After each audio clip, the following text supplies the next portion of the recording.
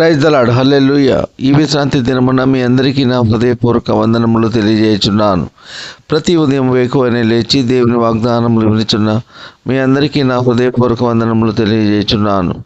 ఈరోజు దేవుని వాగ్దానము పరిశుద్ధ గ్రంథము నుండి కీర్తన గ్రంథము 101వ అధ్యాయము 5వ వచనం. అహంకార దృష్టి గల వారిని, గర్వించిన హృదయం గల వారిని నేను సహింపను. ఆమెన్, హల్లెలూయా. ప్రియ సహోదర సహోదరి, ఈ విశ్రాంతి దినమున ప్రతి ఒక్కరూ దేవుని ఆలయానికి వెళ్ళి ఆయనను స్తుతించి ఆరాధించే రోజు కనుక పెందలకడని లేచి పనులన్నీ ముగించుకొని ఆయన మందిరానికి వెళ్ళి దేవుని స్తుతించి ఆరాధించాలి. దావీదు మహారాజు వాక్యం ద్వారా తెలియజేసిన విధముగా సృష్టికర్త అయిన మన దేవుడు సమస్త భూజనులందరినీ ఆయన చూస్తున్నారు. దేవునికి ఇష్టానుసారంగా ఎవరు జీవిస్తున్నారు?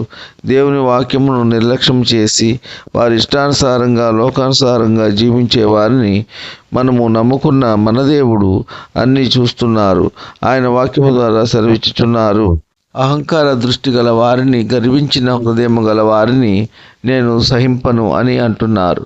మరి నిజముగా ప్రియ సహోదర సహోదరి, దేవుని నమ్ముకున్న వారము, ఆయన చిత్తానుసారంగా వాక్యానుసారంగా జీవించే వారము దేవునికి ఇష్టానుసారంగా జీవించాలి, వాక్యానుసారంగా జీవించాలి. దేవుని వాక్యమునకు వ్యతిరేకంగా జీవించే వారంటే ఆయనకు అసహ్యము. అహంకారంగా ప్రవర్తించే వారంటే దేవునికి అసహ్యము. గర్వించిన హృదయం గల వారంటే ఆయనకు అసహ్యము. దేవుని నమ్ముకుని ఆయన అడుగుజాడల్లో నడిచే వారికి గర్వము ఎందుకు వస్తుంది? ఆయన చిత్తానుసారంగా వాక్యానుసారంగా జీవించే వారికి గర్వము రాదు. దేవుని నమ్ముకున్న బిడ్డలు అపవాదికి చోటు ఇస్తున్నారు. కాబట్టి క్రైస్తవులమని చెప్పుకొనుచు ఆయన వాక్యానుసారంగా జీవించుట లేదు. కాబట్టి లోకానుసారమైన వ్యర్థమైన వాటి యందు దృష్టి ఉంచి స్వలాభాపేక్ష గురించి ప్రాకులాడుట వలన, అక్రమముగా ధనము సంపాదించుట వలన మనిషికి గర్వము వస్తుంది. కావున దేవునికి ఇష్టము కానిది వదిలిపెట్టి వాక్యానుసారంగా జీవిద్దాం, ఆయనకు ఇష్టలుగా జీవిద్దాం. ఈ కొద్ది మాటలు దేవుడు దీవించునుగాక. ఆమెన్.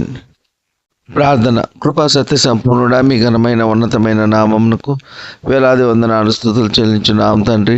మీరు గొప్ప దేవుడు, శక్తివంతుడు, సర్వాధికారి యేసయ్యా, మీకు స్తోత్రములు. ఈ విశ్రాంతి దినమున ప్రతి ఒక్కరూ మీ యొక్క ఆలయానికి వెళ్ళి మిమ్మల్ని స్తుతించి ఆరాధించే కృప దయచేయండి.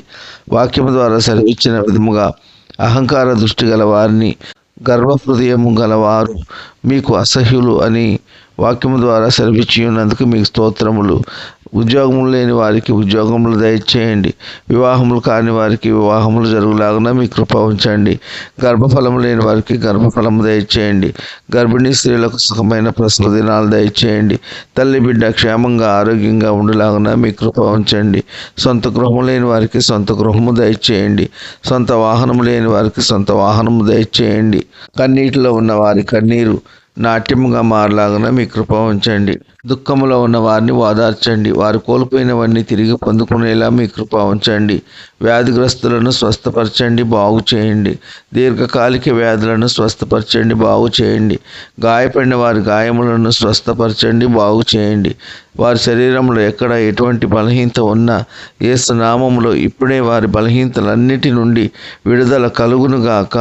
వృద్ధులను కాపాడండి. వృద్ధాప్యంలో ఎటువంటి మనోవేదనకు గురి కాకుండా మీ కృప ఉంచండి. వికలాంగులను కాపాడండి. వారికి సాటి అయిన సహాయము అందులాగున మీ కృప ఉంచండి. దిక్కులేని వారిని, దీనులను, అనాథలను, బీదలను కనికరించండి.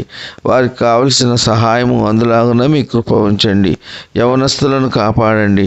యవన కాలంలో ఎటువంటి చెడు వ్యసనములకు బానిసలు కాకుండా మిమ్మల్ని స్తుతించి ఆరాధించే వారిగా చేయండి.